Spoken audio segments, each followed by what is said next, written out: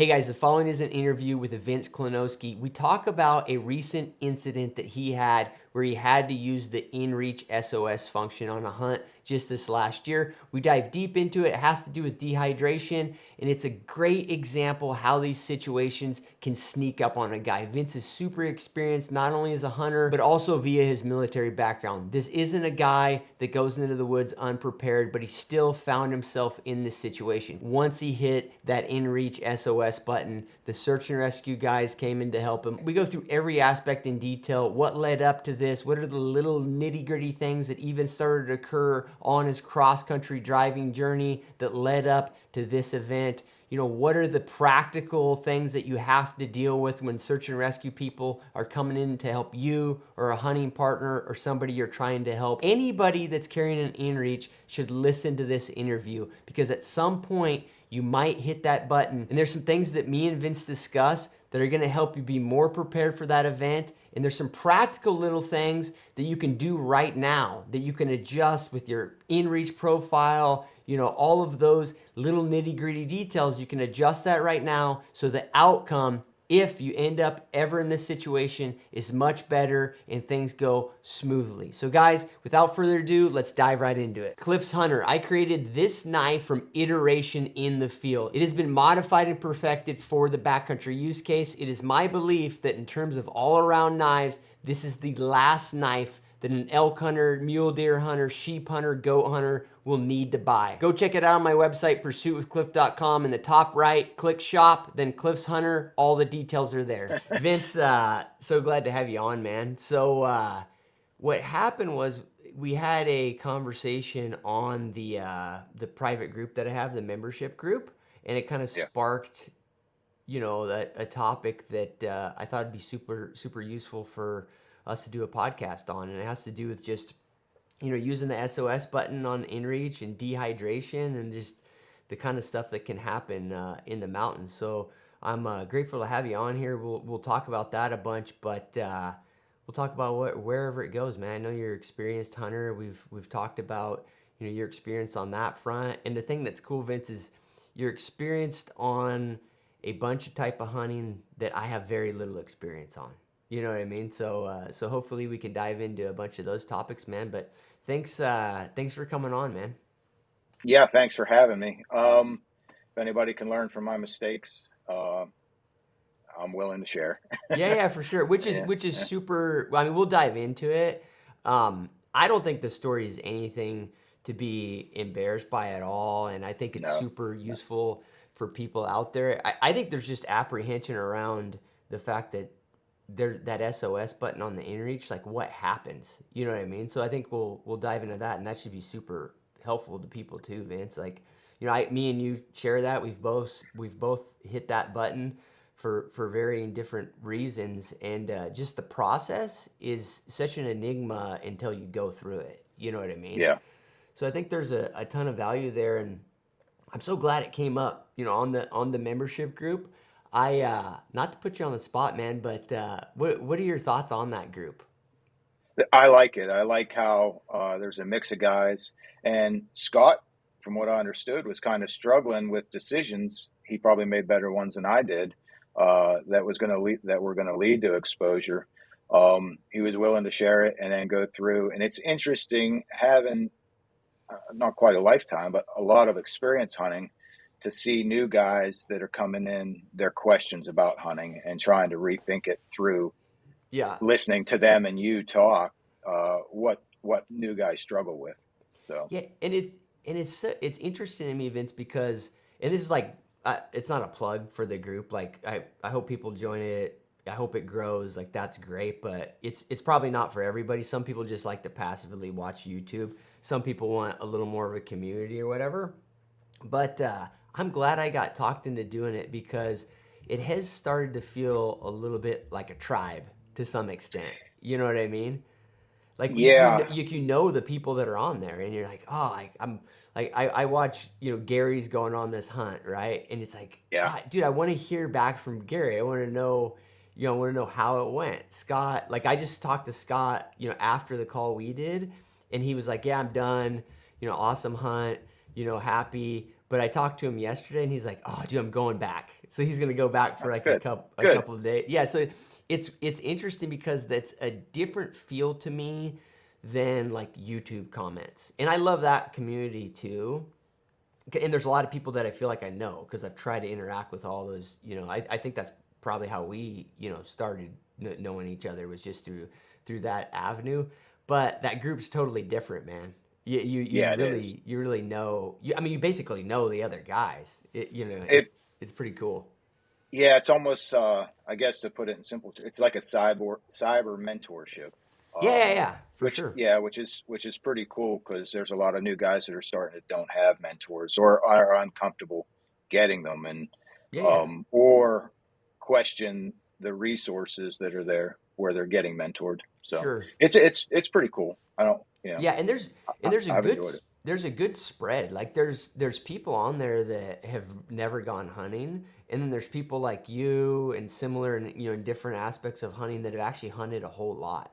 And Yeah, I'm glad that's occurred because it's hard. The reality is particularly certain times of the year, it's hard for me to answer everybody's questions. So it's nice yeah, to have a community where there's like a spread of experience level and people willing to help each other.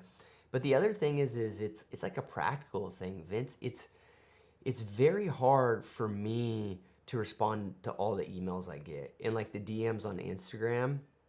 And I think it's just an organization thing. And anybody like who's listening to this, who's DM'd me, sent me an email or whatever, and if I try to respond to all of them, but if I haven't responded to you, it's not.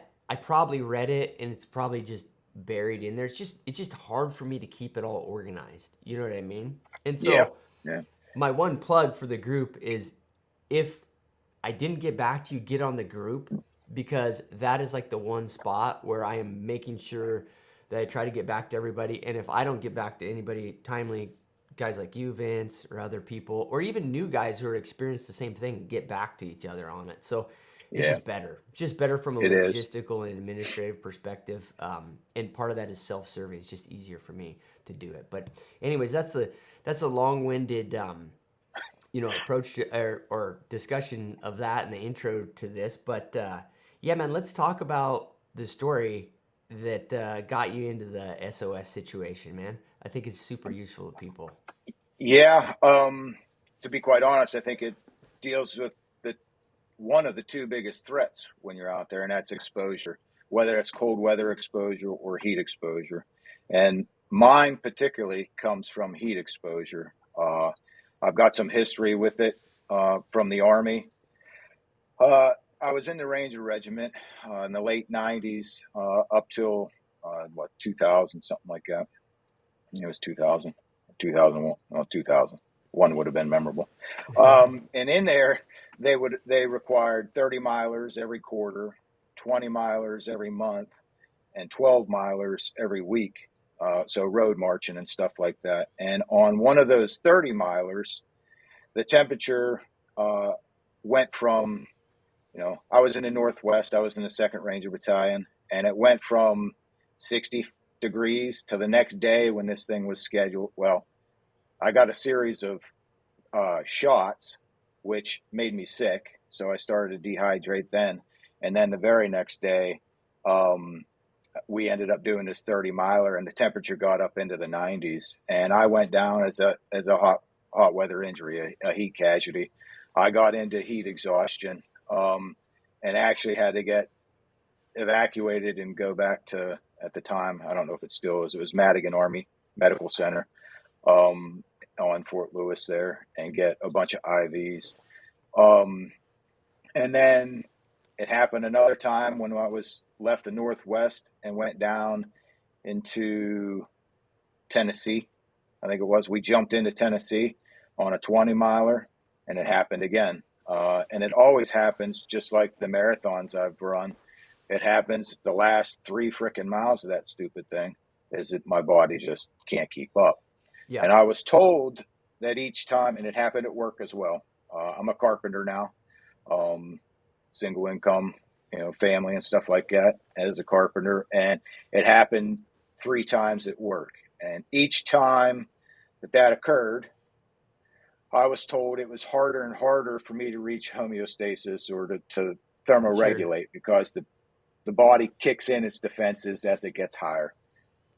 And this Yeah. is where last year this kicked in. I know I've got this history, um, but I didn't.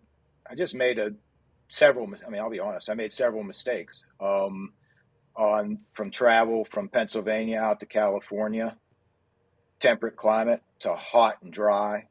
Uh, on the way out, we drove straight through for reasons related to other experiences. I'm not a good passenger. I drove most of those. I think I drove all but 5 hours. My buddy Carl said. Uh, Caught a 2 hour nap down in Colorado at your old place in Colorado, Yeah. and then just left again. I mean, that was it. And so when I was driving, didn't want to stop much, didn't want to drink much or eat much because that would cause me to stop. And I ended up in a deficit, Right. deficit from sleep, food, and water.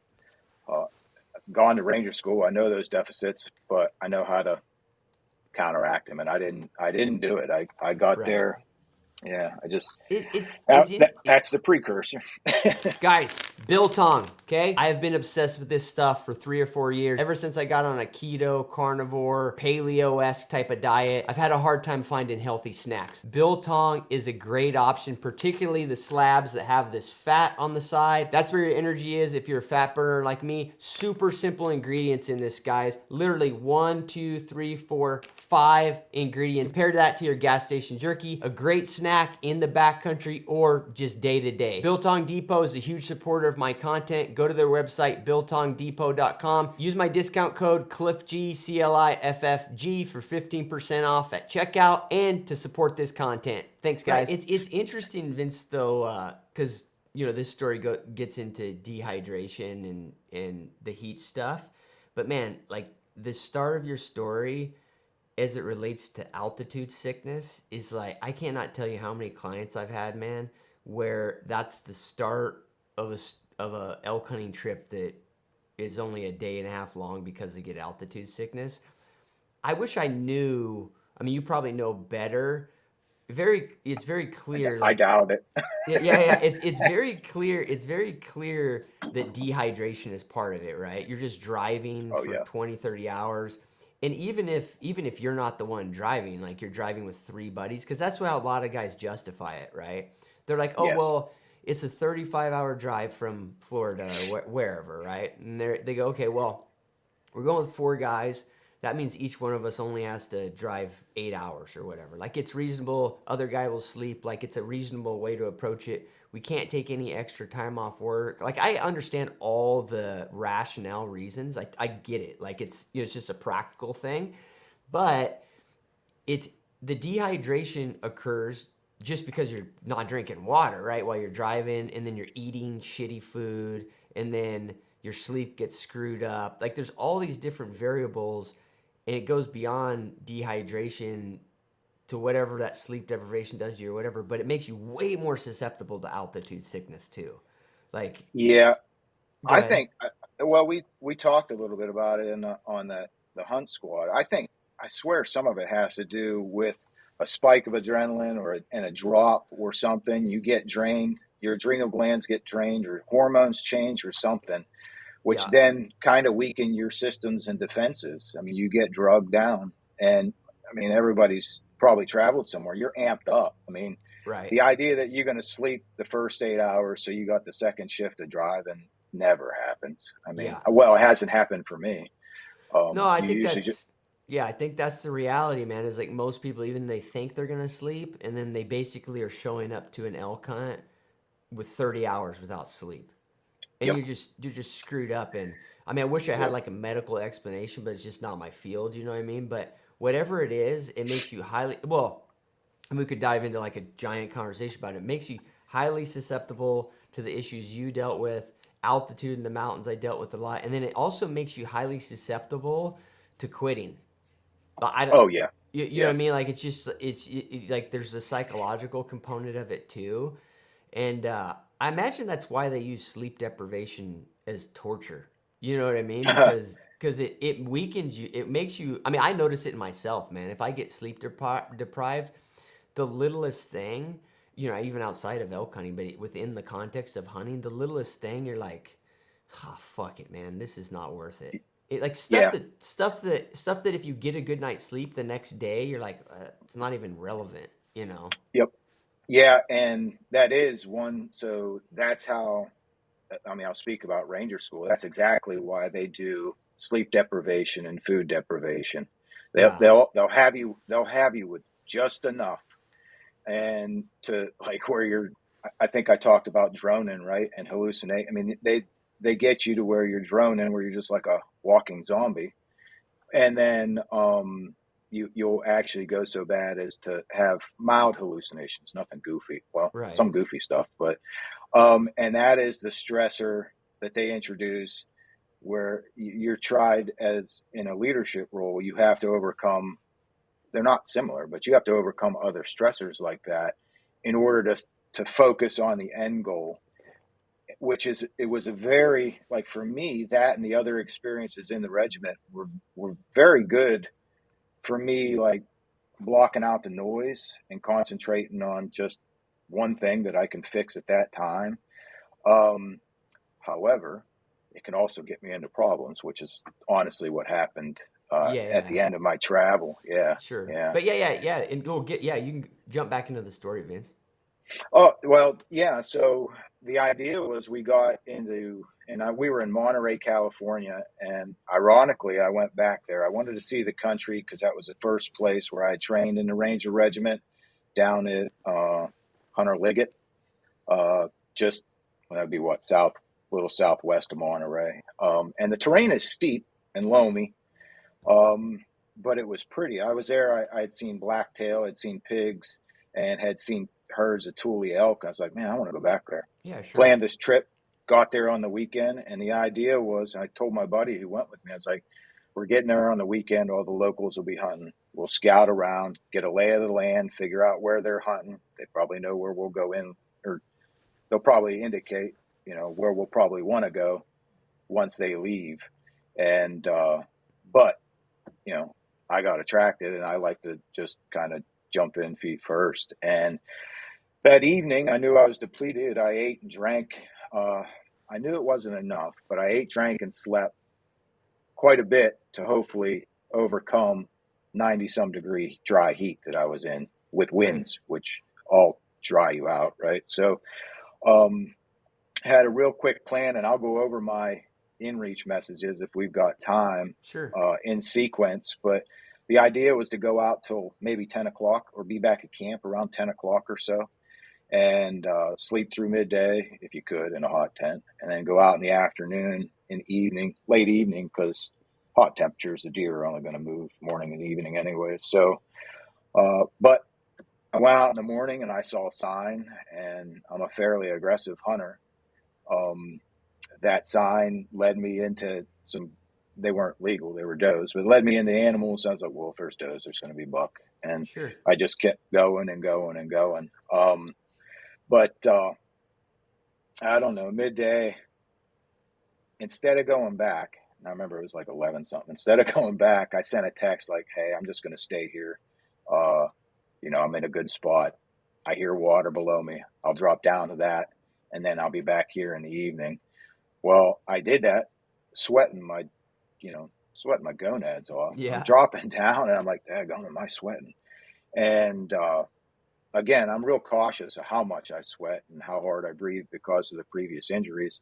I dropped down. I think I drank two Nalgene's and filled up another one, and then sat there for a while. Actually, jumped in there. I don't do cold soaks, but it was cold, and I soaked myself in that water Sure. um, to cool off.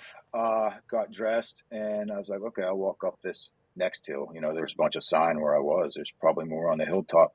And I was working up. Now, I don't know what the grade there is, but you've been in that area. I think it's fairly steep, at least Yeah, where yeah. I was, and loamy soil. So you're stepping and slipping, back quite a bit. And I wasn't even halfway up that hill. It might have 600, 800 feet of elevation. And I was just sweating again, and started to recognize that, I needed to slow down, calm down.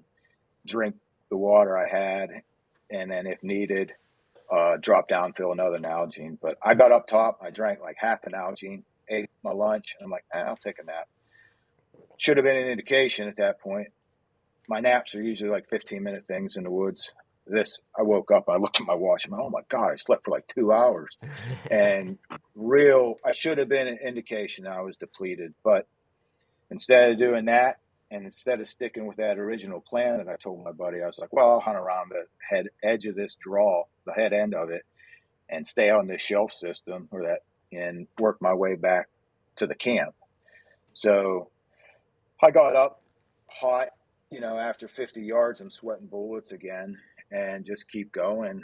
And eventually I run into game, again, doze, but keep going a little further because I'm going to run into a buck soon. It's getting towards evening, and just my heart, I know the symptoms of it, and I knew I was depleted, but I start to go, and you hear your heartbeat faster than normal, and it ramps up real quick. You can hear it in your ears and feel it in your chest, and then I started to cramp up in my hip flexors, and that's the first place I always cramp is usually my hip flexors, or what Yeah, you would call the upper part of your quads. yeah, it's interesting. It's interesting you say that, Vince, and maybe this is just from my experience. I don't think I've ever had a cramp in that area. Do Oh, you do God you bless you. well, do you, I mean, I guess outside of, do you view that personally as like a symptom of dehydration or like incoming like heat issues, I or just do you get that other times in your life too? Oh, I'll get it. Mostly if I'm backpacking and hiking, or if I'm just walking. Okay. I try to mitigate it through like hip flexors and lungers and stuff or not hip flexors, but Yeah, flutter kicks and lunges. But for me, I think it's just lifting up my leg. That's just where it hits me most of the time. I got you. If it doesn't hit me there, the second place it hits me is my calves. Yeah, I got you. Yeah, So and the calves, and and that the only reason I ask is because like when you describe that kind of cramping is like an indicator of dehydration to you or whatever. It's hard for me to even fathom it because I don't think I've ever had that kind of cramping. Now calves, I know exactly what you're talking about. You yeah, know. and some of it may be my footfall. Like if I'm like, I don't know how. Some of it may be the way I move my Yeah, foot. sure. Yeah, yeah, yeah.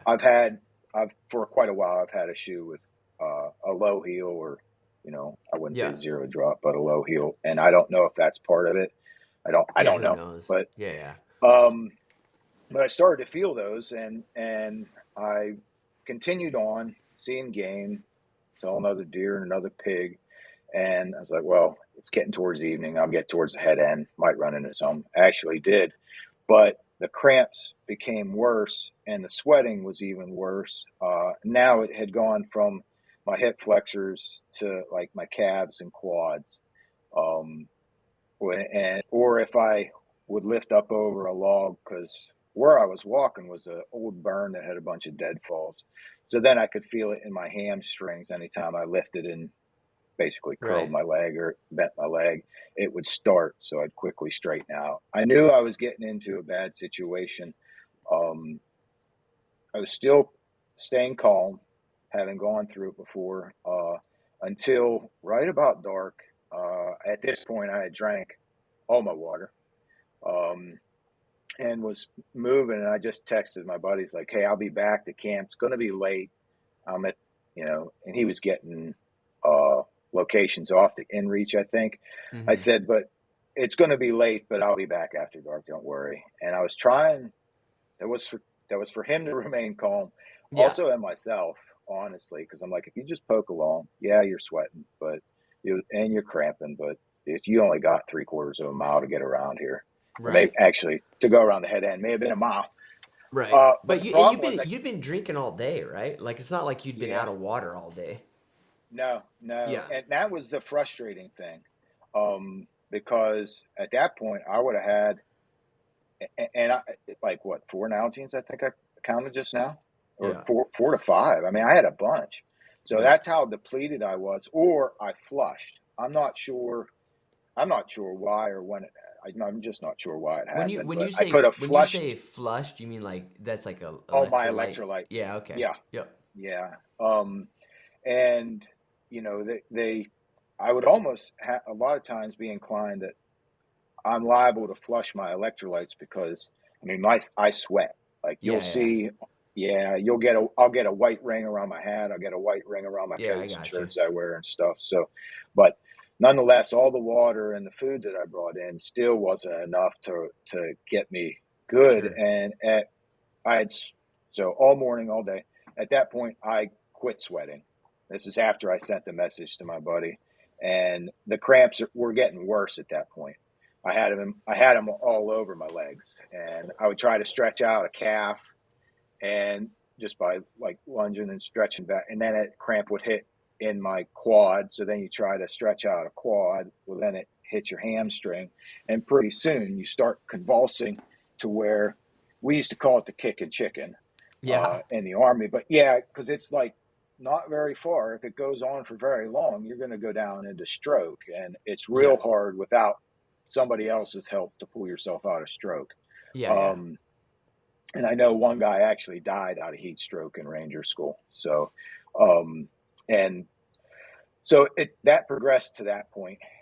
To add to the problem, the head end of that draw, which is where the burn stopped, had a bunch of new growth, and it had a bunch of I don't even know if I say this right. I call it salal and broom brush and manzanita, but Yeah, I mean it was just real thick. And I'm used to thick stuff, but there was just no way through it. yeah, yeah, So then I would get bounced. I'd be cramped up, and I'd try to go, and I'd make it 40 yards, and then be just a wall of shit, and I'd have to back out.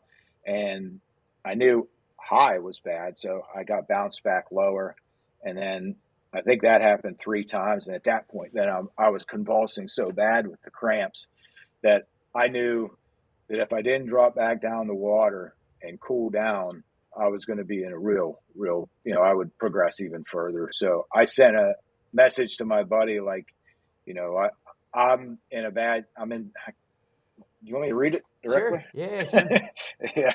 That way I'm not any false testimony or anything, but No, no, no. You it's, it's this actually. I went through and took pictures of this whole scenario on the inReach, and it was I don't want to call it enlightening, but it showed me what I thought happened right. wasn't exactly what happened, and then it showed me some of the confusion that happened during this. This is the one I sent. So these hours would be 3 hours behind because my inReach is set. Sure. Uh, I'll just give the Pacific. So at 8:25 in the morning, so it was earlier than I thought.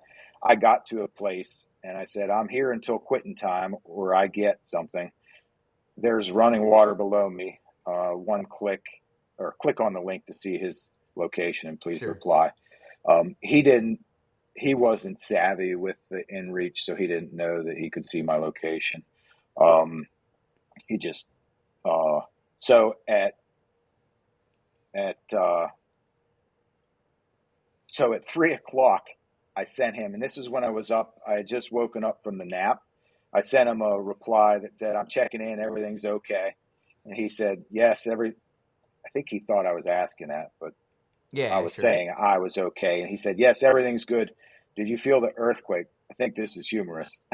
Yeah, Uh, no, just my heartbeat is all I yeah. said. Because Yeah, yeah.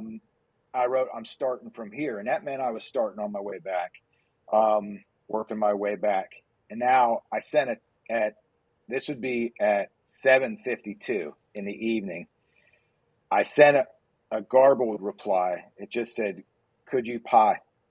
Uh, and I and then I wrote disregard. I was like, I was at 7:52. I would have been starting to not be real cognizant. Yeah, yeah, So sure. in those 4 hours, um, and he said, "You need help carrying it out." And I just wrote, I was getting real curt at that point. 8 o'clock, I was like, "No." And then he's like, "What? How can I help?" I'm like, and I said, "Not sure." Okay, so this would have been at 9:15. I said, "Not sure. I'm stuck south of camp. Thick shit. Southeast. Like, and that, so I wasn't south. I had to go back and correct it. As I was looking at things, I'm like, shit, it wasn't south. It's southeast. Yeah. And then I wrote no water, and then thinking of dropping to water will let you know. Shortly thereafter, going to drop the water. Yeah, yeah, yeah. I was convulsing and delirious. I don't know if you want me to keep going through No, this or no. But not, what's or is it interesting about, I mean, is interesting to go through them is from his perspective. It sounds like he doesn't even know. Like, did you that kill I'm in a bed? something and you need help? But he for sure doesn't. There's no indication that you have like a medical emergency.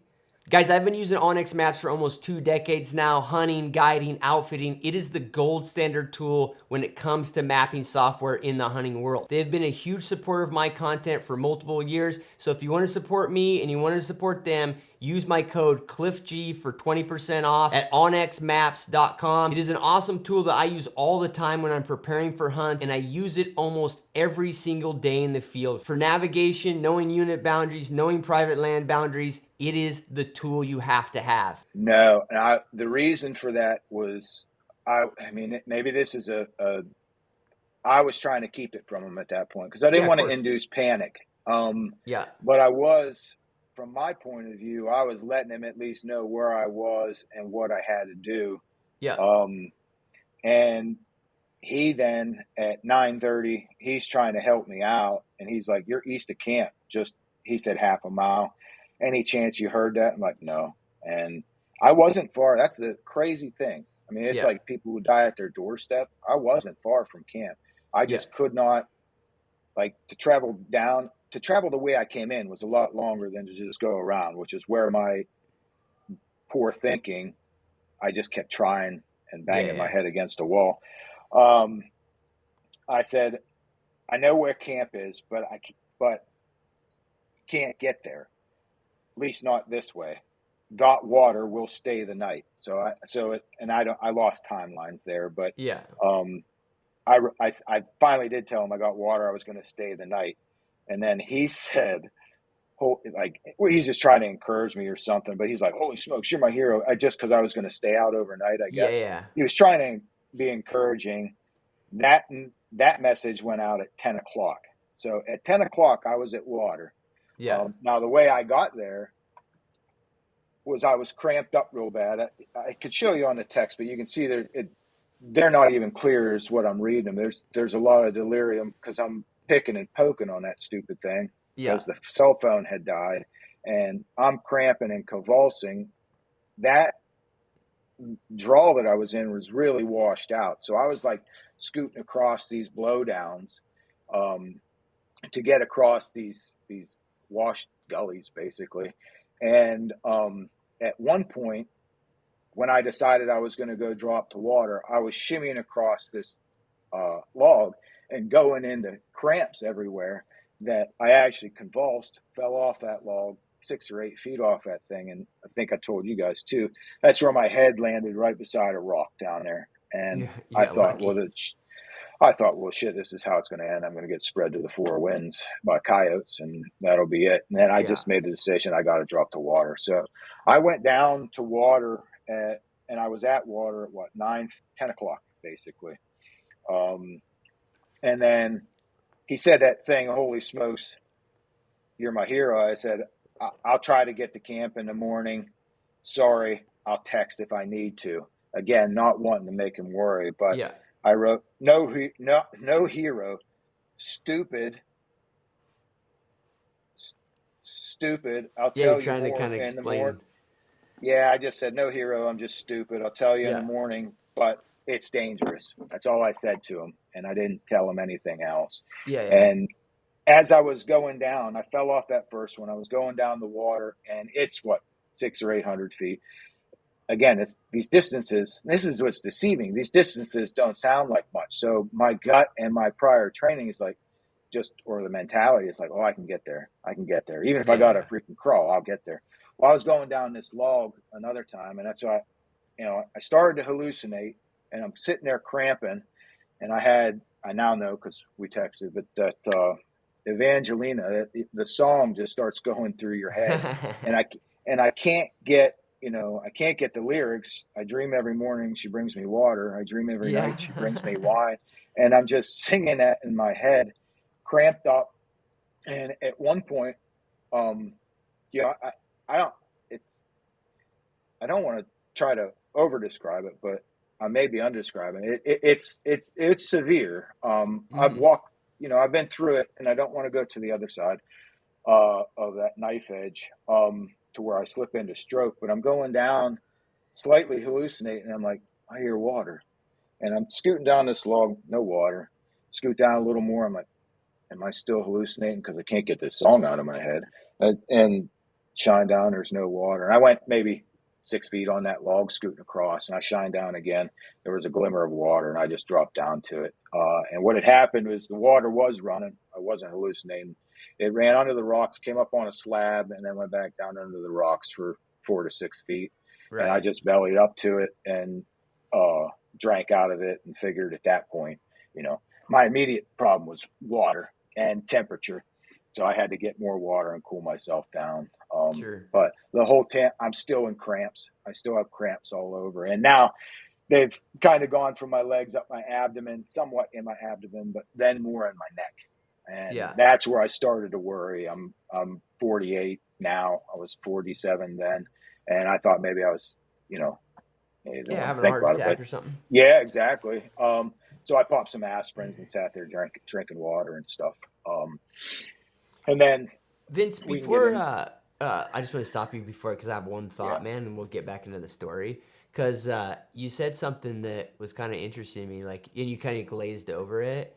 This deal where there's a moment when I mean I've had it when I've gotten a little bit lost or something like that. There's a moment where like panic's not the best way to describe it, but there's all of a sudden an urge to just whatever the most straight line solution is Yeah. to get you out of the problem, your mind will get like tunnel vision on that. Yeah. And it's like, and you described it as like bashing your head against a wall or something to that That's exactly extent. how. And it's weird because, and I think it's worth discussing because if you've never felt it, it's really powerful. And I think it's like instinct, like it's like a something in your, instinctual is like, okay, this situation is not good, and you need to get out of it as soon as possible. And what's weird is that it you can only make one decision. It's very hard to like turn that decision around and like rationally think about because it sounds like your thought process is that maybe instead of fighting the way back to camp, if you would have thought about it and really like, hey, like, could I take this lower key way? Like maybe you could have got yourself out of the situation. But I have one. I'll tell it real brief, Vince, because it's similar. And this is how I get into these situations myself. Like I'm the type of guy, man. I got Onyx on my phone. I got my GPS watch. I got a compass in my backpack. I know how to navigate with the stars, all that shit, right? And generally, when I'm in the mountains, I always directionally know like where things are Yep. at. Like I'm OCD about it. Like I watch the sun go down. Like I've for better or worse, I've had to track down a lot of like lost hunters that aren't really lost. They just got like disoriented like directionally. So I'm paranoid about it, right? Yeah. But I've had this one situation, I went in to pack a bull out for an archer, and I met him in the bottom of this drainage. And I had my riding horse. I had another riding horse with me. I must have dropped somebody off or something. And I had two mules to pack the bull out. And it was up a big face. It was through several sections of rim rock. There's a trail to go up in there, and I met this hunter in the bottom. Good guy, had packed out several bulls for him over the years, and I said, all right, just walk me up there. No point in telling me where it's at. Just walk me up there. So I followed him up there. And it's probably like, I don't know, an hour before dark or something. And as I went up with him, I saw that he had put tape on the trees, like where he had marked his trail. And we were Uh-huh. going up there fast, and we were bullshitting the whole time. And I got up there to the bull, and he had his camp packed up and stuff, and he was ready to go home. He'd been waiting for me probably all day, and just finally got there logistically. And I remember telling him like, "Hey, dude, don't worry about it. I can pack the bull up just as well myself. Like, just go down, meet me at the trailhead. Don't worry about it." And in my mind, all my backup stuff, my phone, all of that, I hadn't turned any tracks on or anything because I was thinking to myself like I have that ribbon to follow that he left in the trees. Like I got nothing to worry about. Plus I'd been on that face 50 times. You know what I mean? Yeah. But it got dark on me. I packed the bull up and it got dark on me. And I start coming down the mountain and I realized that as a courtesy, to just the environment, as he went down, he took the ribbons off. And I remember being in there and like I can see the bottom of the drainage, but it's dark and all I got is my headlamp and I've got this whole pack string all packed up. And Yeah. literally, Vince, I I just sat there hitting the rim like literally as if I was mentally like just I didn't have the mental capacity to sit and think like, look, Cliff, you've been through these rims like 20 times. If you Yeah. just walk along them, you're gonna get down. Like there's spots. You've been up here before, there's spots. But I was panicked because I had no in my mind, I'm thinking like, dude, I'm on the last layer of security. If this headlamp goes out, it was a dark night. Yep. If this headlamp goes out, I'm in the timber. I'm going through these rims like I'm fucked. You know what I mean? Like Yep. and I think that once I didn't have that security, I was just like constantly bumping against the rim, like same spot. Like I bet I was only moving 30 yards that way, 80 yards that way, and I wasn't finding a hole. And I did that for an hour and a half, 2 hours, man. Like Yep. crazy level irrationality. And finally, I had to like sit down, catch my breath, and be like, look, dude, if you keep doing this, you're going to kill yourself because what you're going to do is you're going to try to get down with this pack string and they're going to roll on Yep. you or something like that. And so I literally had to like consciously like just somehow get a grip on it. And then I finally got my way out. And the hunter thought I was like dead by then. You Yeah. know what I mean? Yeah. But it's just an example. Like it's so easy. It's so easy also to observe this stuff as an outsider and be like, well, Vince is being an idiot. Like Cliff's being an idiot. Just walk. Well, dude, it's like it's a strong psychological thing. Real strong. You kept hitting a cliff face. I kept hitting a brush wall. Like, Yeah. you know what I mean? Yeah. So I would go up and I'd make it 15 to 50 yards. And then I'd just be in this tight hole of brush I couldn't get through. Right. And then I'm like, oh, well, shit, I'm running out of time now. I just wasted this time. Now I've got to Yeah. Yeah. bounce Yeah. out. And then I'm like, now I lost elevation. Now I'm going to have to even climb up worse. And then at the same time, trying to fight back these cramps.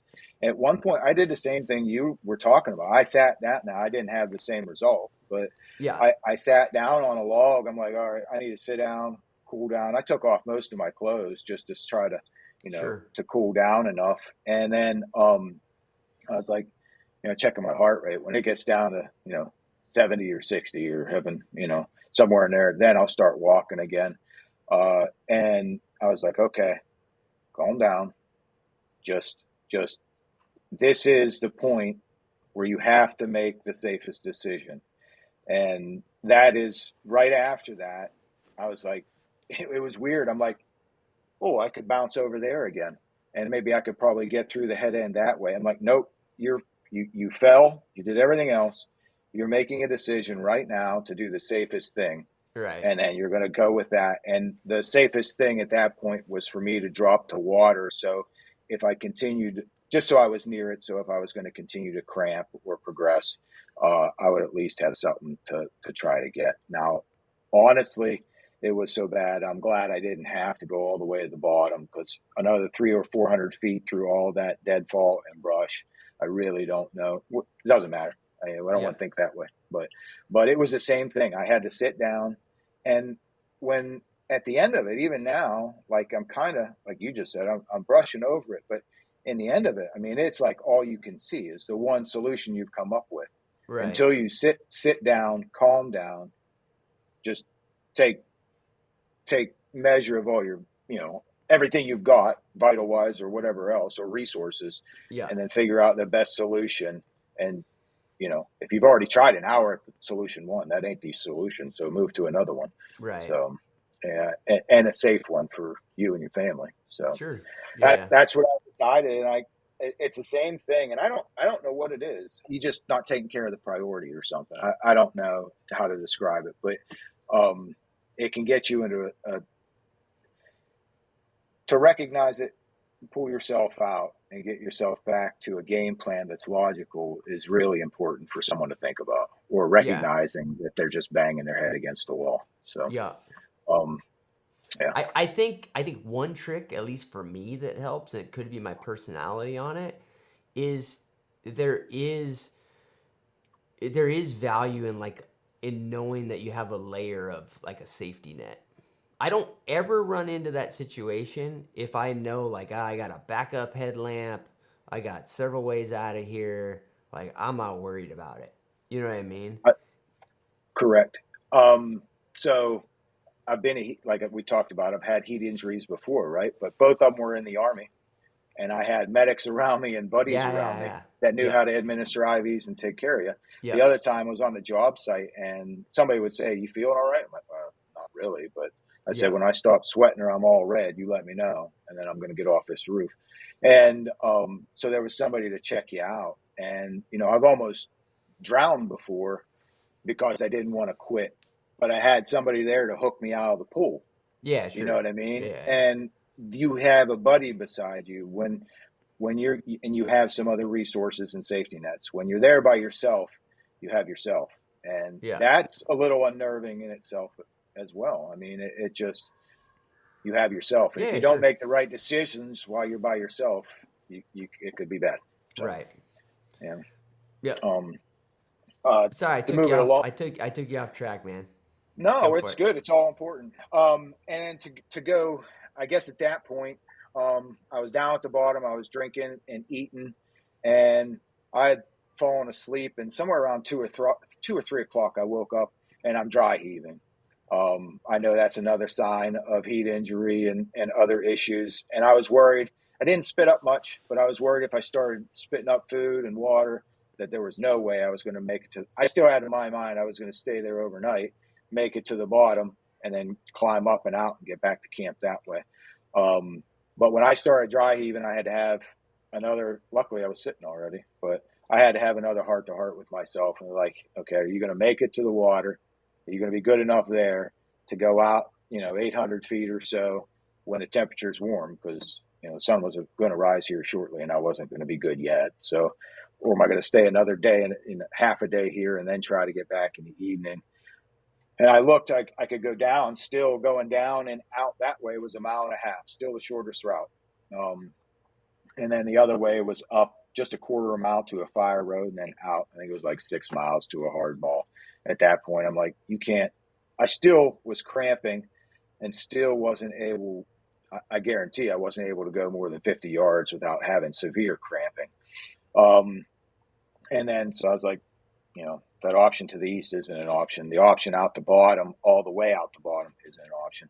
The only one I got is down to where I came in and back out that way, which was the best option. But I didn't honestly think I could do that. And I start walking a knife edge. I still, because I think if I look at the timeline, it was 3 or 4 hours later. I still have cramps.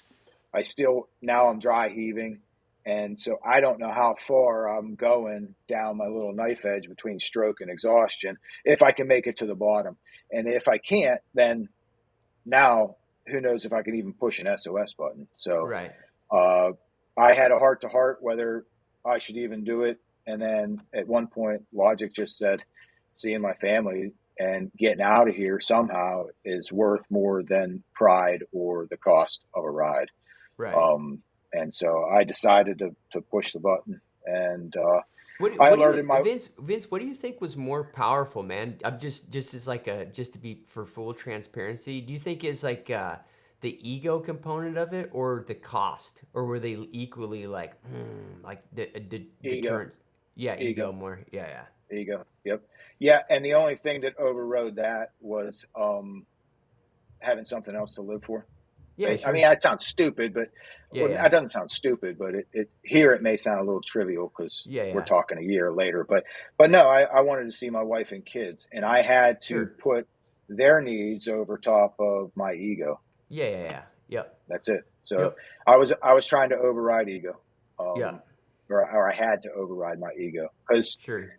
uh, everything I've done, if it's been what somebody would consider special or more difficult than anybody else is just because I've had enough of that ego not to quit. Yeah. Well, having that with a safety net around you is a lot different than having that when you're by yourself. Yeah. Yeah. Um, and so, but yeah, so to answer your question, I had to overcome ego. Ego was the bigger driver for pushing Right. that. It, and Not the, not the making a lot of money. Income had a play in it, but it was more ego. Yeah, Yeah, there's this concern about the cost of the stuff, and we yeah, can we can talk about that a little bit later, because I think that's still like it's still unknown, kind of, right? Like yeah, not in your situation, but is it generalization? Like me and you can't tell everybody. Like we'll go into what happened for you, but yeah, yeah, it's hard to generalize that. Like it's people are always gonna think like, well, what does this do? Like from a is this gonna cost me $1 million or whatever to get help? But one thought that I have on it, the times that I've used the inReach SOS, it's been very useful. All the times that we used it in my business, they were injury related. I believe all of them were. Um, and one thing that crossed my mind when I was in a debate whether or not to push it, Vince. And for me, it was ego in a different way. It was more like ego is I didn't want to be like the outfitter that pressed a button when he should have been able to deal with it himself. You know yep, what I mean? And yep, one of the things that I thought about it, my mind was like, look, am I postponing this when just from any rational perspective, we're gonna end up pushing it anyways? You yep. know what I mean? And you have to like in your situation when you describe it, it's like, well, you can postpone it, but you're gonna end up having to push it anyways. Because how are you gonna get, Well, Go ahead. yeah, and no, that was the argument and discussion I was having with myself, and trying to reason through it. Is you're sitting there going through what you are, and I'm like, well, okay, I could push it a little further. Right. And I fully believe that your mind can do a lot more than your body, or your body can do a lot more than your mind will allow sometimes, until your body can't perform its basic functions. Sure. But I'm sitting there, I'm like, I can go down, I can get to that, I can get out of here, I'll save my pride, and you know, my buddy will think I'm even better. Yeah. Yeah. Sure. I'm my buddy will even think I'm a bigger Right. dude than I am. Yeah, and then you're like, well, yeah, that'll work until Yeah. your body, and then you can't even push a button for Yeah. five Yeah. seconds. You're just down. So Yeah. no, it was similar yet different. I mean, you were an outfitter, and I was just an individual, but very similar argument that I was going through with Yeah. Yeah. myself. Yeah, Yeah. yeah. I didn't even think about that much No, until it's you yeah. asked me. Yeah, it's just kind of an interesting thing. It's a weird debate that you have in your mind. You're like, well, dude, like I'm gonna push it anyways. Why the hell are we like trying to? Why postpone it, or Yeah, need to and not be able to? yeah, I mean, yeah, you would be able to because you weren't the party that was injured. But if somebody's listening to this and is the one that's injured, like you you might prolong 6 to 8 hours of yeah. pain And and that's in question marks, but you're going to push it anyways. So right. And that's the thing. Is like, well, I'll let you finish your story, Vince, because as you finish the story, I guess keep this question in mind. Like, go through the nitty gritty of the timeline and stuff, because one of the myths about the SOS deal on the InReach or just in general doesn't, they all. InReach and Garmin. They're dispatching it to local search and rescue typically. So it's going to vary a lot by region, and all of that hugely. But there's a myth that like a helicopter is just going to part the clouds and pluck you out. You know what I mean? yeah, And yeah, that comes into the whole timeline thing. But go ahead. Yeah, go ahead with your story. yeah. So I'll try to no heroes, stupid. Okay. Okay. So at 5. So now this is a text between, so these times are going to jump a little bit. Mm-hmm. Carl wasn't my priority to communicate with. Actually, I'll go back. I'll tell my wife, or I'll go back to because I've got the search and rescues response and my conversation with my wife, um, which I thought was okay. At So this was interesting to me. Now I'm having this argument with myself, and I want to let people know where I'm at, yet I still don't want to let them know my Yeah, yeah, condition. yeah, yeah. And so 105 Pacific would be what, 11:05 Eastern, or 105 No, I'd Eastern be would be 4 in the morning, okay. So this was or maybe I'm this off, the but other it'd the be other later. the other Yeah. direction. It says 1 o'clock. I'm just going to go Oh, off I Pacific got now. So you're yeah. So you're on East Coast time, so it'd be 3 hours earlier. Yeah. yeah, so 1 o'clock Pacific a.m. I'm checking. This is with my wife. I'm checking in. Everything's okay. I love you, girls. That's Yeah. all I sent. Yeah. And I'm like, yep, not saying nothing else, which was Yeah. stupid. But I want them to have my location in case, Yeah, sure. you know. Yeah. I'm, and they're like, well, he talked to me at 1 o'clock. Um, so this says, and I don't know if this is when it went out, but this says 6:20 a.m. These times jump around a little bit, but 6:20 a.m. This is my text to my wife, and this is because I was too. This sounds goofy. I was too exhausted. I don't know if you can. Where's that camera? I don't know if you can see that. Do you see how I sent my text there? Oh, like all one word? I'm so exhausted. I'm like, I don't have time to scroll down in Yeah, yeah. space or anything. And again, my cell phone was dead. So I have heat exhaustion. I've been out here stuck. I'm hitting my SOS button, letting you know because they will call. And she just responded back quite lovingly. I love you so much. Yeah, So yeah. I at that time I let her know. So it might have been what, 3 o'clock? Well, yeah, 3 o'clock in the morning. I let her Yeah. know I was gonna push the SOS. And then I went and just did it. And shortly thereafter, she said, "I guess we'll go into the timeline because it's hitting now." So Yeah, sure. soon as I sent that to her to let her know that they were going to call, she said, "EMS just called to get info." So it would be just my personal info, Sure. age, sex, whatever else. And then she's trying to encourage me. She's like, "You'll be okay. They're sending help. Hold on. We love you. Everything's going to be okay."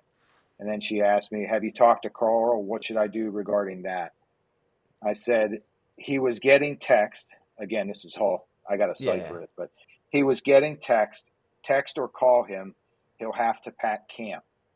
And she wrote back, "I did. I'm so sorry this is happening, honey, to you. I love you. Thank you for taking care of yourself and pressing that button. We need you, my king." Which Yeah, I thought sure. was, yeah, that was better than, I mean, that kind of saved some of my pride. Yeah, yeah, If yeah, that makes sure. sense. Yeah, yeah, you're like not Yeah, worried about, yeah, it just is yeah, what it is. exactly. Yeah. Yeah. Um, and then I just wrote again, "Yep, love you too." Yeah, And you're like, yeah. and Yeah. then did you talk to Carl or text? And she Yeah, said she just texted. yeah, Okay, so administrative stuff. that call went out. Uh, I didn't hear, if I remember, no, I did not hear anything from the Garmin company. She was getting the information, and at that point, they passed it through to a Sergeant Owen, I think his name was. Um, and this is where some of the, so at, okay, so at 6, whatever, I just said I was going to text her, right? That's when I did and pushed the SOS. At 7:57 a.m., which would have been 4 o'clock Eastern or Pacific, 4 o'clock in the morning. This is Sergeant Owen with Search and Rescue. Advise me your medical status. Can you move to high ground?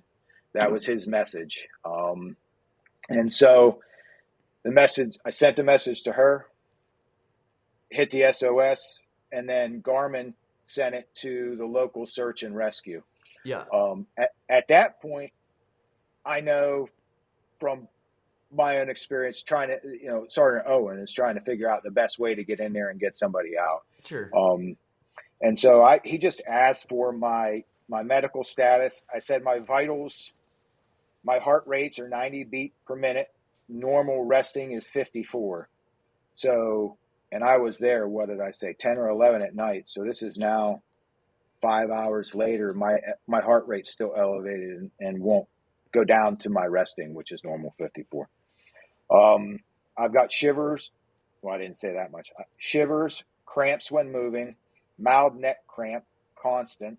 Took aspirin, but think, again, I got a cipher. took aspirin, but think it's heat, not heart related. I doubt I could get to high ground. I can try, but didn't want to move and be lost and unmarked if I passed out. And he texted me, "What trailhead did you start from? What trail are you off of? Near Oh yeah, don't say that. Don't say that. up Yeah, it's all good. near near somewhere." Yeah. But now there's a new dozed fire break east of me. Not sure where to start from. Maybe Anastasia can 18 seconds 08. Delirious text. Yeah.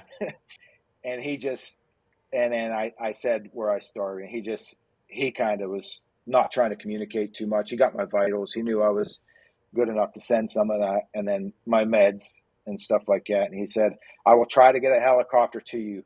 If you can safely get to a location with clear view of sky, then do so." Yeah. And I just wrote back. I said, "I've got a clear view of the sky marked with an orange panel and white light." He just wrote back, "Okay." And then I have a friend at camp where we're not going to say. Someone notify him in case he has no reception. His name's Carl. And then so now we're at 9:30, which is 6:30 in the morning. I just wanted to let him know because he's sending a helicopter that the winds were gusting. I was looking at the trees and stuff. I said Yeah. the winds are gusting about 20 miles an hour right now. Might be able to move east, make it easier. Please advise what you'd like me to do. And then he just didn't respond. At 7:30, he asked for my clothing, description, age, and any medical conditions. I sent him all that. Sure. I said prior heat casualty. I am, like I'm Dr. Seuss or something. But and then so shortly thereafter at 8:21, the helicopter was finally on station. So I pushed the button at 3. At 8:21, the helicopter was on station, and I wasn't in anywhere like remote. Like I'm not in the Frank Church or nothing like Yeah, that. So sure. that's how long it took them to spin the vehicle up and come in. And at 8:20, they found me, which took 3 passes. And I wrote, "They were here, then left." He's like, "They're on their way back" at 8:50. And what they had to do was reorganize their aircraft they had to reorganize their aircraft for what they needed to get me out, which was just a cable. They didn't need a backboard. They needed a They had to. harness. They couldn't land in there, so they had to string a guy down to you. Yep. So this is an interesting one, and again, like I guess. Well, you might have. I shouldn't speak for you, but I wouldn't call myself an expert with the helicopter thing. But I've dealt with them 3 or 4 times in the wilderness, and one of my thoughts on it is that. So what you just described is the norm. I don't think, Vince, I've ever had one come in and be able to land right off the bat. Yeah. I've had them come in. I've had a couple times I've had them just like circling like crazy. They can't see you. Yeah. And then I've also had them land and then communicate with me, and they're so far On the away. speaker. No, on the inReach. Oh, okay. Yeah, I've never heard one. I've never heard one, communicate from the helicopter just on the inReach. I've had Yeah. them like be like, "Oh, we landed here," and it's like, who cares, dude? That's way too far away for like this Yeah. situation. There's that kind of thing. So it's a little bit of a cluster. That component of it. I do know from my experience, man. If I had somebody that had a trauma type of thing that was like truly time sensitive, Yeah. the minute I hit SOS, I would be trying to figure out how to get them somewhere where the helicopter could see me and the helicopter Yeah. could land. Like ideally, I think that total speculation, but just a thought I have being fairly naive to this, how somebody could end up dead that otherwise wouldn't die is for you to assume the helicopter can get you where you're at. I feel Correct. like that's really a dangerous thought for anybody who's never like been in one of these situations, because if somebody is really time sensitive and then they come in, they fly, they can't find you, and then they have to go back and get gear, which is all like reasonable. I get it. Like I'm not a helicopter pilot. I've never worked on one of those crews, but like they're managing fuel and how far they're going, and they don't know what they're getting into. So they're just trying to they might have to go back and get the right guy or get the right gear or whatever. If you can make it so they can just land, even if Yep. it's even if it's like seems not like within your capacity or you're not even thinking about it, you should really consider that thought, Yeah. particularly if it's time sensitive. Because, man, if you can just get somewhere where they can land the helicopter, sounds obvious, but it's not really. And what's weird is that the injured people I've dealt with, they're the biggest advocate of not going anywhere. You know what I mean? Yeah. They want to stay right where they're at, and they don't, like they want to hear that helicopter and they just want to be picked up. And it's like, dude, if you have a broken leg or a broken arm, you can move. You know what Yeah. I mean? Like Yeah. you like they can't. They're not like magical. These helicopters are not like magical creatures. And then also they got to mitigate their own risk. You know what I Well, mean? that's the thing that I always like. Honestly, was I knew again the time it would take a while to spin up, and you know, so I've had to call in medevac, right? And I did it one time, and then I just figured out how to take care of things myself. But what you're describing is exactly, you know, in the Ranger Regiment, I was used to pilots that would take more risks, right? Right. And so I set up a HLZ for a medevac in an area that, and nothing against it, but conventional Army didn't have enough confidence to land in that small HLZ, and so they landed 400 meters away from me, and I had severe injured individuals that like now I got to try to get them all the way over there. Right. And had I known what they were capable of, I would have picked a larger HLZ. Sure. And even in that communication, no one wants to think about this, but some of the officers and stuff in the Army, they are always considering the cost of their assets, Sure. the cost, and it's not the guys flying; it's the a lot of times the people in command. Right. They don't want that mark on their record or something. So they're always looking at what an aircraft, if it goes down, what it may cost. And so I knew that was a risk as well. Uh, and I knew I couldn't move. So they came in with the cable. But yeah, what you're mentioning is all like you can't expect, which is frustrating when you're in certain situations. Like if you're administering trauma care and you're like, I'm right here, what the heck? You can't pick me up. You know Right. what I mean? And you have to be realistic that they've got some stuff that they can and cannot do, just like Right. every other human. Yeah, oh yeah. And Yeah, yeah, for yeah, sure. And and like the more you can help them, man, that's the yep. thing, cuz Well, go ahead. even just a location, like it was dark when I sent it out, and we talked about this, but I have an it's just a unique orange pack, but I threw that as high as I could get it because I'm down under probably a 15-foot canopy Sure. of logs and sticks, and I tried to get that panel up as high as I could for the daylight visual aid, and then at night I had a headlight that would strobe, and I turned that on and went back to dealing with my other injuries as soon Right. as I sent the call out. So they could find you And fairly easy. yeah, Yeah. at night they would be able to see the blinking strobe. In the daylight, hopefully they'd see that panel, that big orange panel, Yeah. and so two forms of communications there at least. And Yeah, yeah, just to know the deal. it is Go it's a ahead. shame I could. Well, it's a shame I could. I mean, it's not a shame. Had I been able to move to the east, I would have. It would either the helicopter would have picked me up a lot easier, or even a vehicle. If I could have made it up to the top and to that fire road, I think Yeah. a vehicle could have come in and got me. But at that point, I would have left water, and I Yeah, yeah. wasn't doing Yeah, I that. mean if you can't do it, you can't do it. But it is interesting. I mean, you mentioned like the different capabilities. I remember I climbed Shasta one time, Yeah, yeah. Mount Shasta, and luckily my brother was with me, and he's a doctor. But we had a guy snap his femur right in front of us. Ow. A rock hit him, and it was in this big avalanche chute, like crampon, ice axe type of Yeah. stuff. And it was crazy, Vince. Like the first helicopter that came in, They just literally came in, did one swoop, and they left. Like they knew, Yeah. like no freaking way. I mean, it's like real windy. It's like it's real steep or whatever, and it was like they didn't even act like they were gonna try.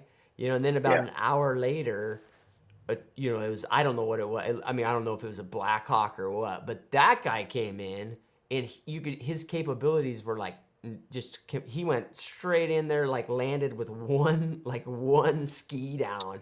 Oh, that's As we awesome. like threw the guy Yeah. in, but it's just and it's but it. I'm sure it's to your point. Like they're trying to mitigate the cost and the danger, and where they get Yep. this helicopter. Like so, it's hard. The more you can make it where whatever they send hopefully works, probably Yeah. benefits you. But yeah, I hear you. Yeah. Sometimes you can't do anything. No. But it is especially if you're a rendering aid. It's what you brought up is a very good point. Whatever can get that individual to the best location to pull themselves out. Sure. Somebody that's listening, search and rescue, would be able to talk more. Yeah, that's the thing. This was a chip helicopter, so I don't know how many there are in the state, but they ramped up the closest one, and then the search and rescue that came in, which I call search and snatch because it wasn't what I thought it would be either. Yeah. But they came in and jumped on that helicopter, and thank God to that fella. I don't know what his name was, but he got me snaggled up and then drug up onto the helicopter. So Sure. yeah, Yep. And then that was you got out of there. yeah. They so they dropped this guy. They came in, they made their passes, and then they hit a horn or an alarm. I was like, well, Okay. they must have seen me, and then flew off. And I'm like, oh, what the heck? So they refitted, reorganized, came back in with what they needed, and dropped that guy in. And they were hovering, and you know, when the sheriff's department told me they were coming back in, I just, for safety reasons, um, I cleared the weapon. I was hunting with a rifle, cleared that rifle, took my bolt out, shoved it in my pack, my day pack, and then just left everything. And they came in, hovered, um, and I don't know how important it is. It would be if somebody was organizing this. Again, I'm familiar because of FOD, foreign objects and debris, but if you've got anything loose that's going to blow anywhere, you probably need to contain that so it doesn't get up into the rotors or turbines of any aircraft coming in. Because this guy came in and he hovered pretty low, cabled the guy down, and just cabled him into the same crap I was in. He cabled down, he disappeared, and then you see him swimming back up out of it. Yeah. Came up to me and he asked me who I was and just some things to Yeah. see Basic how stuff. see how cognizant I was, and then got me up and he's like, we're going to get you out of here, just got to get this harness on you and then we'll cable you out. So they got me up, cabled me out, drove me around. I got to see the pretty hills that I came to California again, and dropped into a cow pasture out there. And I thought the guy and this is nothing to them, you and I have talked about what they're there for and what they're to do, what they can and can't do. But I thought, again, from my previous experience, they would come in with like a Lister bag and just pop an IV in me, start squeezing that sucker into me, get me up to normal, and then get me out. And Right. that didn't happen when that guy got cabled down. And then when I landed in the pasture, they just landed. The helicopter did, and he took me, they take you by the head and kind of hustle you off there. And I went up to the sheriff's department. I'm like, you guys got an IV? Thinking that he's like, he's just kind of like, nah, we ain't got that shit. I'm like, Yeah. huh? What? And I'm still cramped. I look like shit, apparently, my buddy said. And so I just kind of stumbled over to the vehicle. He's like, you can go sit down in the vehicle if you want. I'm like, yeah, I'd like that. So I went over there, stumbled down, and got in the shade. And they had no water. They had nothing. So I Yeah. still had I didn't have any. They snatched me, and they were able, and then at that point, the helicopter wound down, and the crew chief came out with some of his aid devices and stuff like that, just Sure. check vitals. And the first thing he said, which was, I guess it'll lead into this next thing, one of the first things that helped alleviate some of my stress was that, hey, I'm Chip. The he wanted name, record, and stuff of where I lived, and he could see, I think, in my eyes. He's like, "Don't worry, this isn't costing anything." He's like, "We're a public servant," Right. and I don't want to say that for everyone, but this was right. He's a Mm-hmm. public servant, and we were here to get you out and check my vitals. They still were, I think, 80 beats a minute. Resting's 54, so it was going down. Um, I We talked about it. Also, I was recovering by the time that helo came in. I was recovering.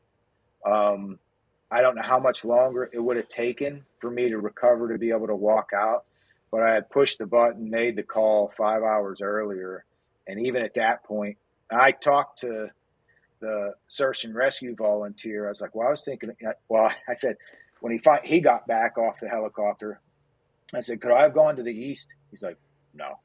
He's like, "Well, you could have maybe under normal conditions." He's like, "But that was kind of a shithole you were in." I Yeah, was like, yeah. "Well, could I have dropped down to the bottom?" He's like, "I don't see how." He's like, "Of the best places," or he's like, "You were in the best, like the least choked up place." I was like, "I Right. don't know how you got down there." It's like, "Well, it's doubled and dragged." Yeah, yeah, sure. And I said, "Well, I was thinking about moving." He's like, "Don't ever move." He's like, "Once you push the button, Yeah, and we know where your pickup location is." He's like, "Don't move, because then we have yeah. to go looking for you again." So I was glad I didn't, let my ego take over again and try to get out. Um, Yeah, and then you the other already thing, started. You already started the wheels. Yeah, they're turning. Just let the wagon roll. So, yeah, um, but yeah, that was it. I got out and I asked the crew chief for an IV. He didn't have one, which was, again, I wasn't expecting that. But they offered to take me to the hospital, and I said how far. I asked how far away it was, and then I was concerned about my buddy and talking to my family to let them know I was out. I said I need to just, like, I'll sure. have my buddy take me to the hospital if I think I still need it. In the back of my head, I was going to go back and get powders and drink water and just lay there for a day.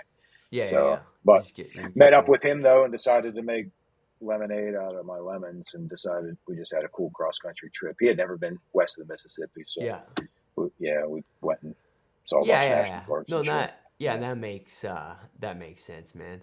But no, yeah, it's a good story, dude. Like it because it just takes you through the whole process, and also I think it's a good story in the sense, Vince, that it's very clear that it could happen to anybody. You know what I mean? yeah, Like you said, yeah. like you're pretty close. I think that's almost makes it more dangerous, man, because there's an element of like, well, he wasn't even that remote. It's like, man, if you really look at the dead bodies they find, like I remember the Holy Cross in Colorado. My dad used to have outfitting permits way back in the day, and then I always lived near it. I would always look up the report. It seems like somebody goes missing in there like every year or two. Yeah. When they find the bodies, man, they're like they're a quarter mile from the trail.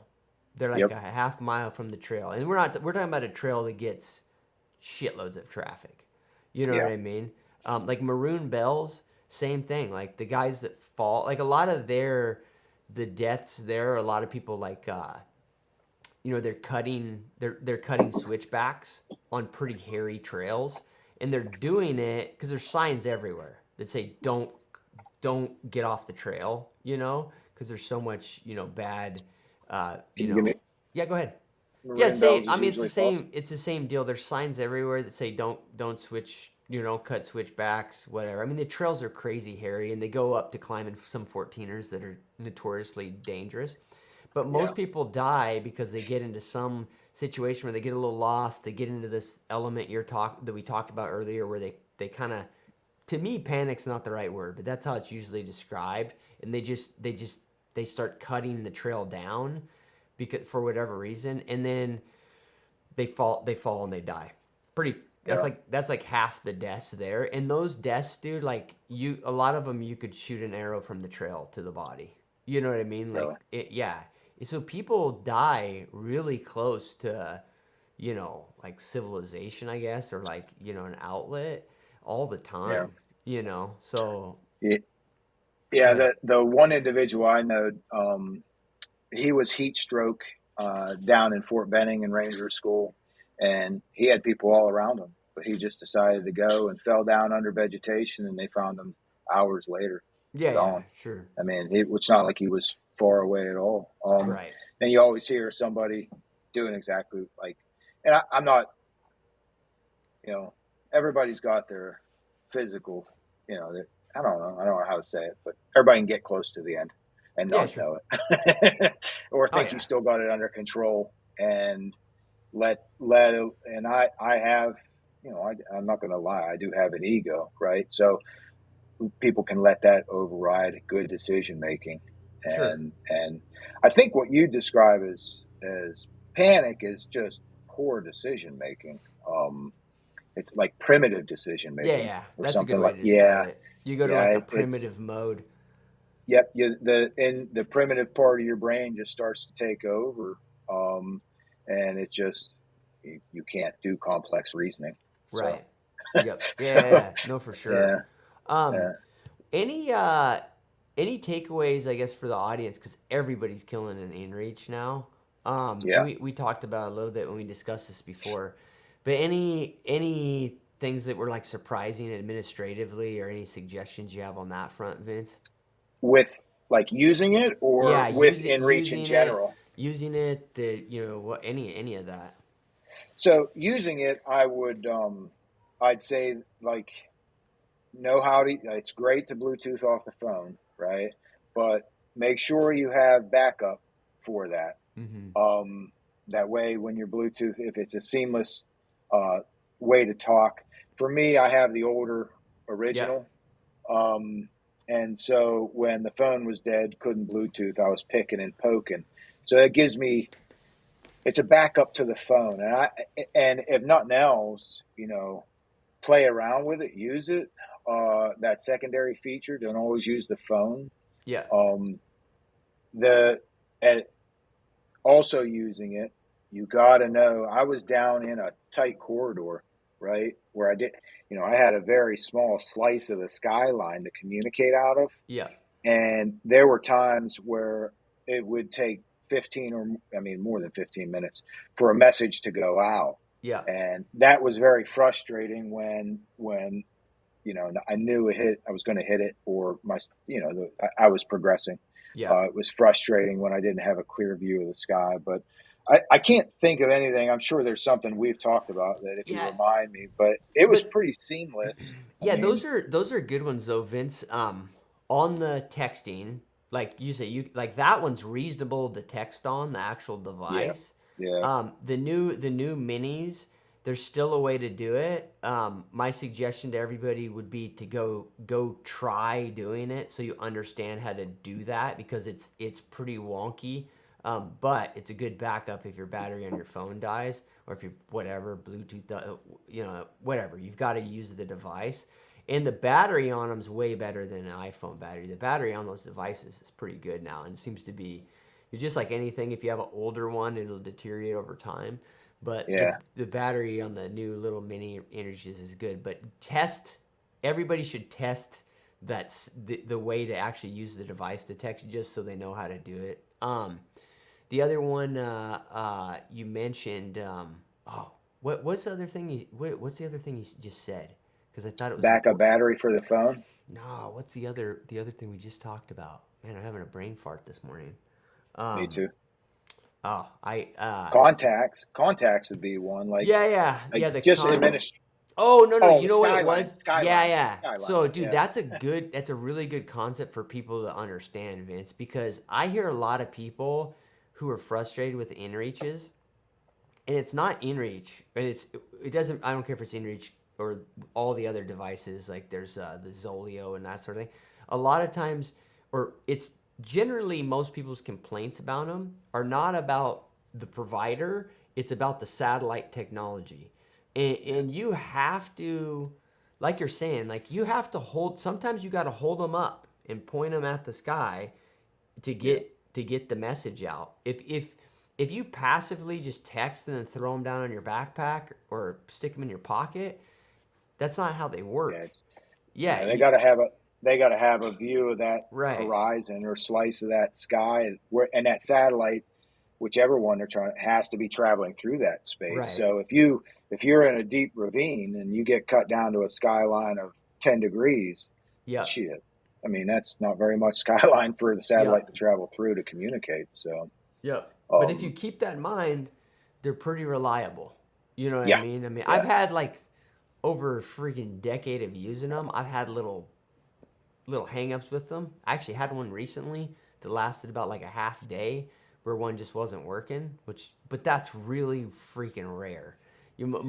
yeah, most of it has to do with just exactly what we're talking about. Like you just gotta manually get that antenna up there. You know what I mean? And that's just the nature of it.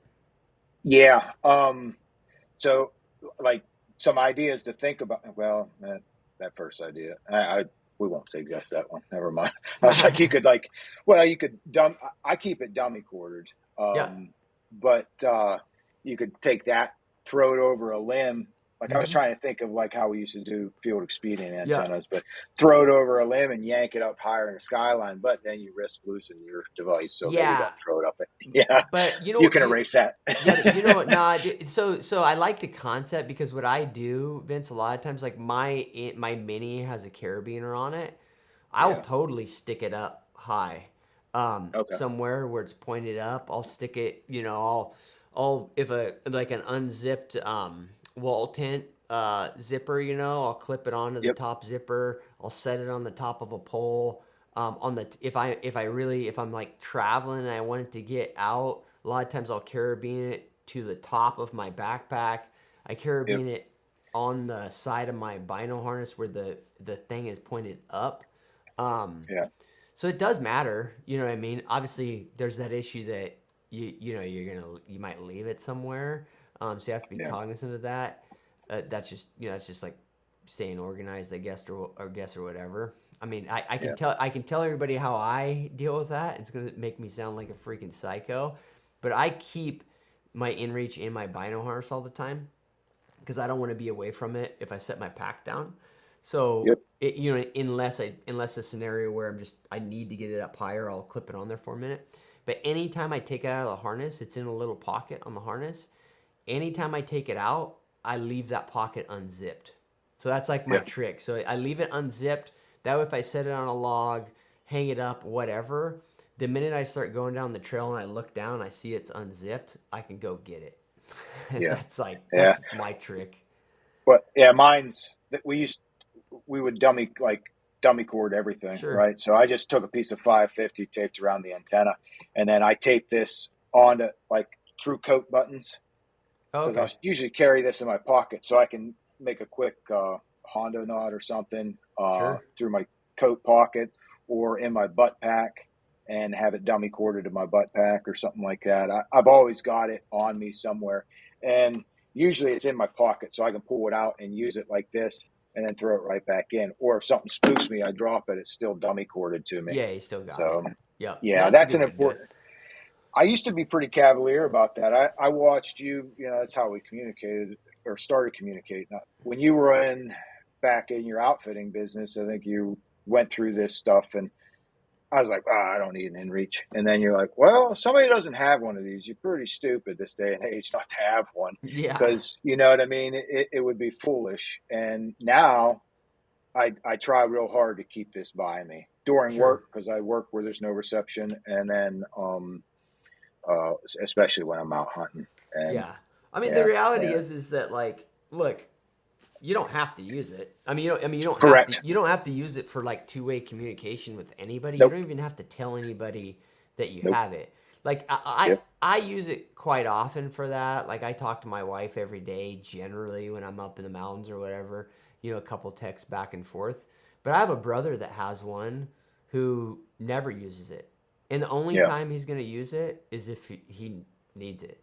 You know what I mean? yeah, Like yep, I think the only time his has ever been used is the Mount Shasta one that we were talking about. The guy yeah, broken femur. So it's just like a discipline thing. Like yeah, people are like, well, I don't want it. It's like a way to.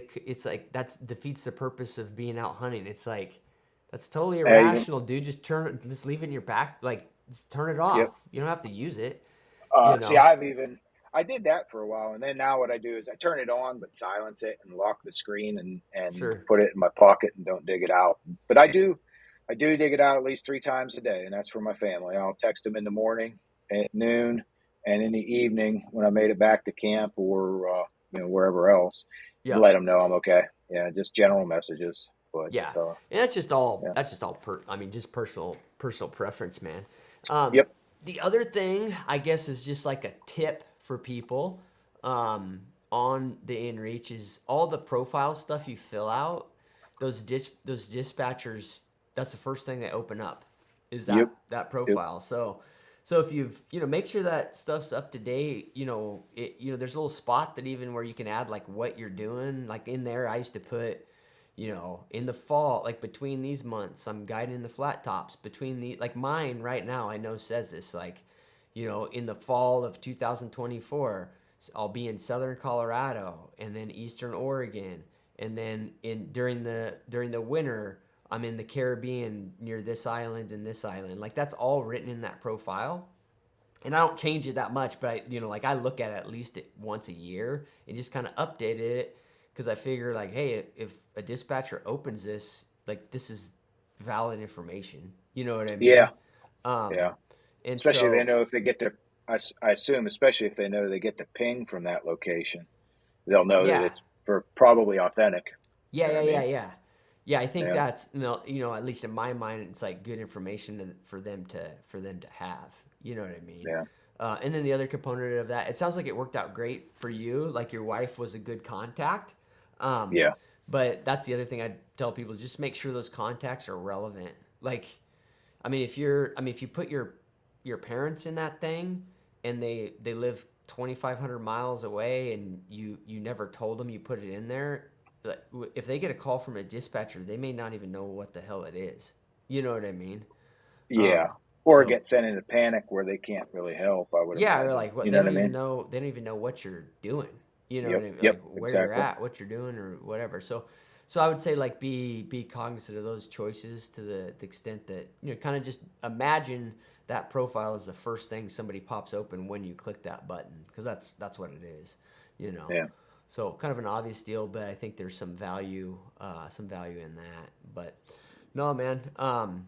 I love the story. It's a great one, Vince. I Oh, appreciate it, dude. it's better a year later than it is a year ago. Yeah, yeah, yeah. Dude, so no, I totally get it, and I appreciate you sharing. So Yeah, I got a couple questions that I ask yeah. everybody, and it's kind of like I'm prepared. out of the blue. But yeah, Yeah. dude, on the hunting gear front, you got any like stuff that's underrated or over or look like any gear that you think is underrated, and then if you've got gear that you think's overrated, what are your thoughts on that one? Um, I don't know. My gear is pretty simple, so I don't have anything that would be overrated. Yeah, You know, I guess I try to keep my stuff pretty slim, sure. as far as what I'm carrying. So I don't really have anything that's, what do I say, overrated. I don't know if I said that right, but I Yeah, don't know yeah. if I have anything that's overrated.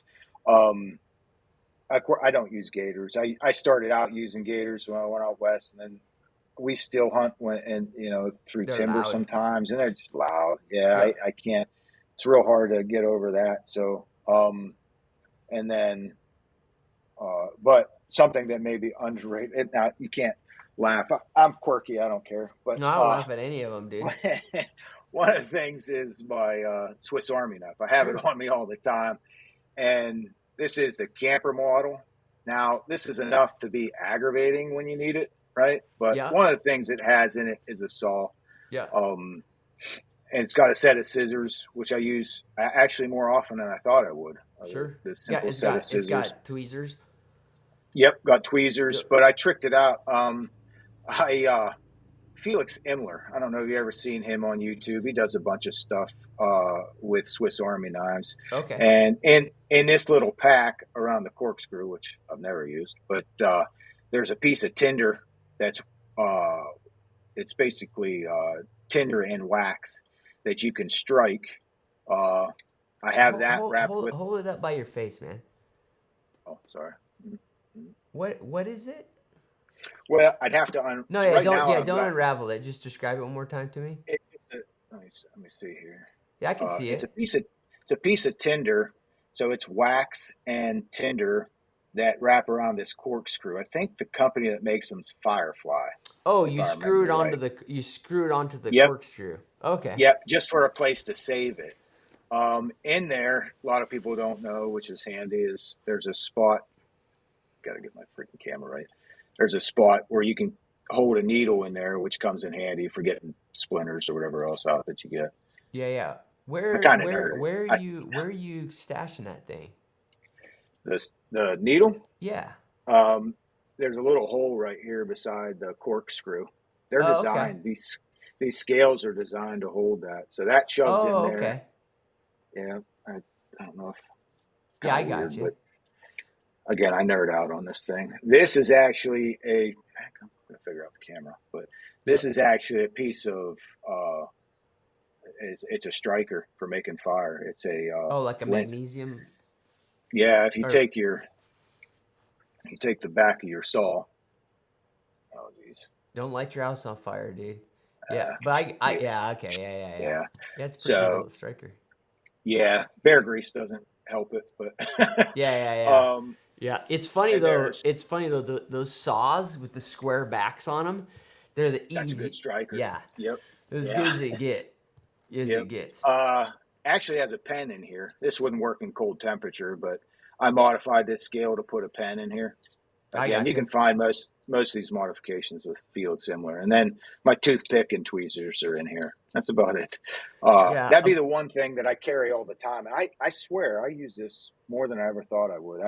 I tried it for about a month and then mostly at work. Um, I've been I use that a lot more than I thought. So I Yeah. carry it. Yeah, it's similar to. I mean, I use I use a like a Leatherman quite a Yeah, bit.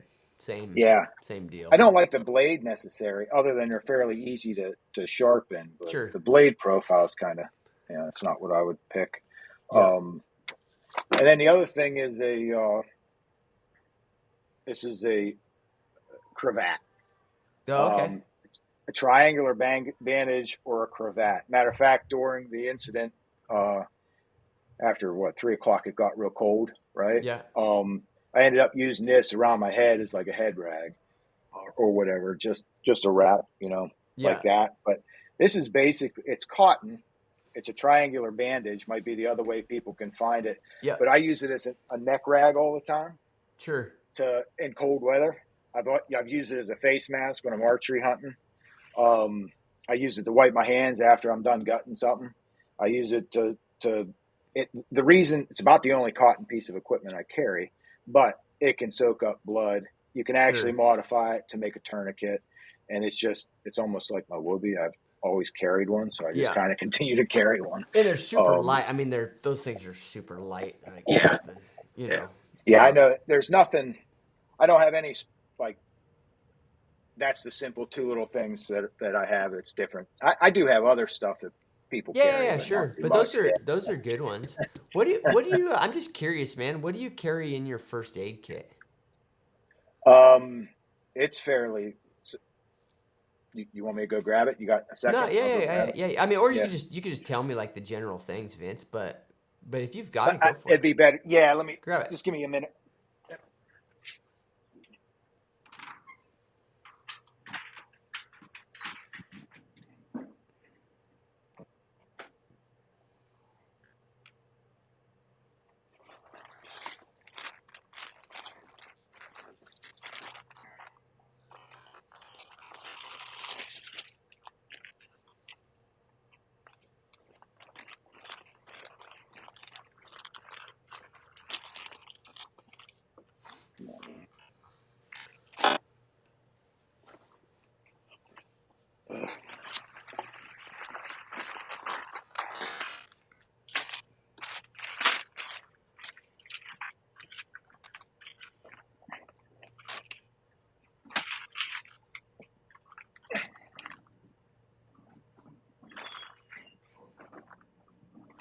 So, so there's basically, well, of course, that pack I always carry.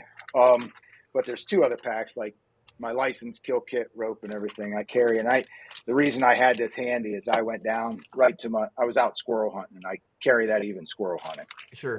just because of rope and ribbon and whatnot. But in my first aid kit, water purification tablets, extra batteries, 2 lighters, um, med medical tape, some gauze, but like just 2 pieces of gauze.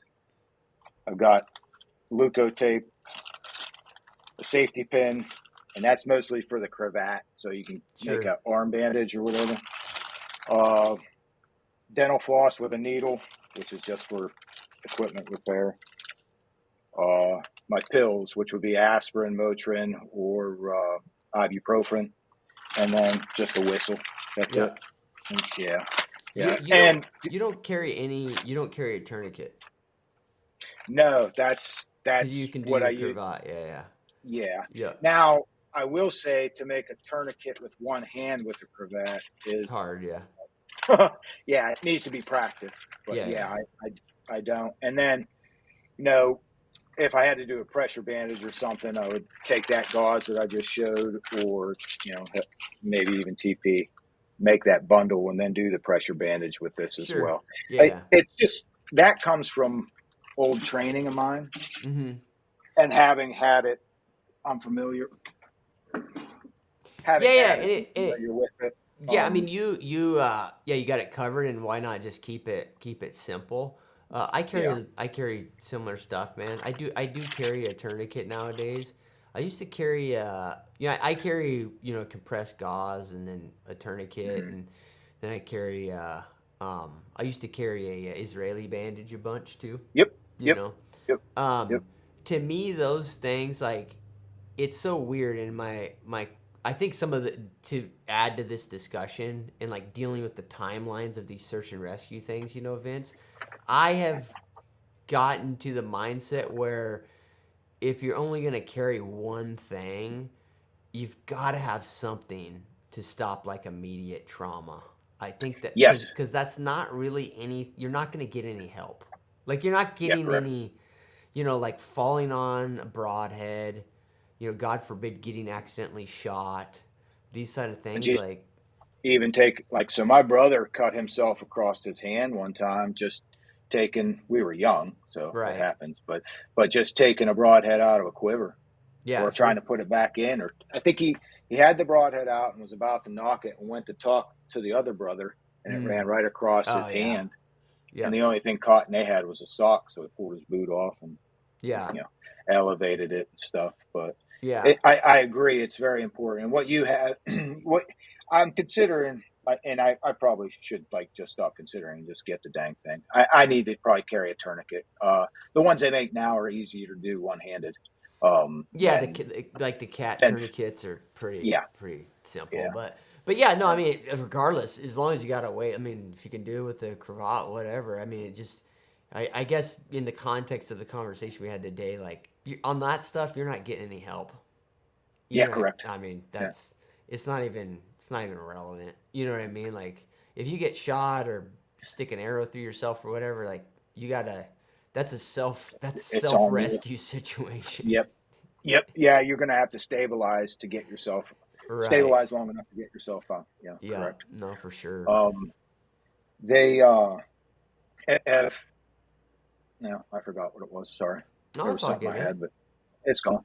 Nah, it's all good, dude. I'll get you back on here at some point, man. But I've already stolen an hour and a half of your time, man. But this was Yeah, great, Vince. Where I hope go I ahead, hope man. so. Go No, where. I hope I hope so. I hope if somebody can learn something from my mistakes and stay safe, that'd be great. So Oh yeah, man. I think just listening to the SOS stories, regardless of what it is good for people just because they can kind of live through the scenario a bit, and then when they get there, they can kind of mentally have they've like it gives them like a rep, right? You get like yep, a rep in your yeah, mind yeah, of like, true. okay, Yep. like I remember Vince's story or whoever's story, like this is what to expect or whatever. Because man, my experience with it, Vince, is that for better or worse, yeah, I think I've dealt with it 5 times, and all 5 of them shared similarities, but they also were very different. You know what I Yeah. mean? Um, and so it's already an unknown. I one of these days I'll get a search and rescue guy on or something that has seen bunches of them. But even those guys, I've noticed that, Vince, like those guys, they deal with a lot of varied things, and a lot of them are volunteers.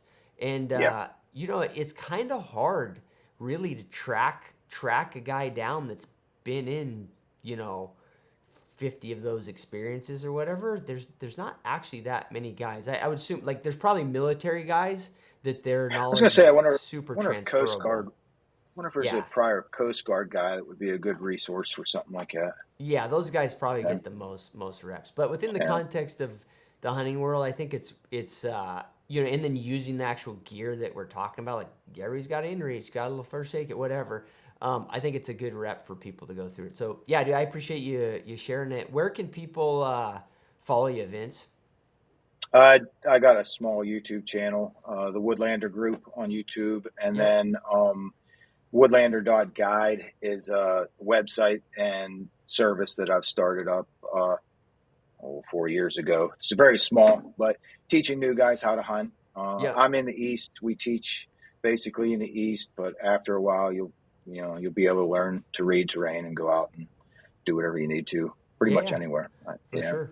No, yeah. no, I think, Um, and I've seen some of your YouTube videos and stuff, man. You're great, great teacher, Vince, and a great. I mean, the fact that you're out there, I mean, so many. There's such a population of hunters out there. Guys wanting to get into hunting on the East Coast, so I know you're a good option for people. So, yeah, man, yeah, thank thanks. you, I thank you. appreciate I'd be it. excited. Yeah, yeah. It was. Thanks for having me on. Yeah, of So, course, dude. Yeah, yeah, we'll all do right, it again. Thanks, Vince. cool. If you enjoyed this content, do me a huge favor. Subscribe on whatever platform you consume it on. Spotify, Apple, YouTube, whatever works for you guys. Everything else is on my website, pursuitwithcliff.com. Go there and it's going to be very apparent to you that I work my ass off just to not have a real job. All the hunts I guide, all the seminars I put on, all the unique experiences I offer, and the membership site, all the details are there.